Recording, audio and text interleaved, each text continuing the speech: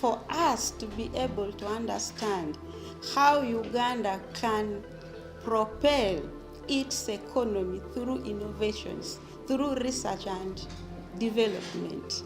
There is a need to strengthen the doctoral education system in Uganda.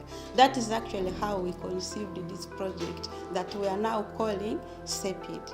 We adopted a framework that is called Principles of Innovative Doctoral Training.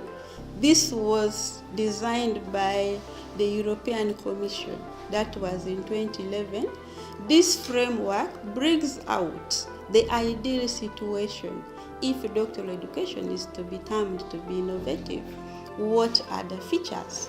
What should characterize doctoral training? So we adopted this framework to do our analysis at the two levels, at the national and institutional level.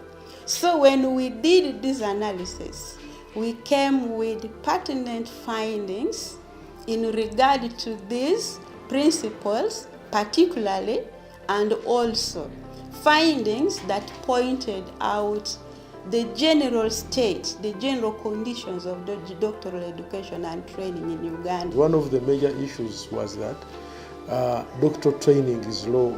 Doctoral training in Uganda is very low.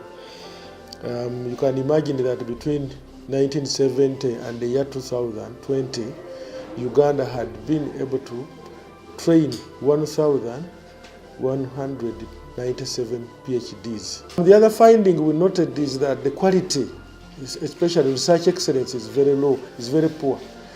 There is misalignment between what the government and the institutions commit themselves to do in research excellence and what the practice speaks. We identified these systemic constraints.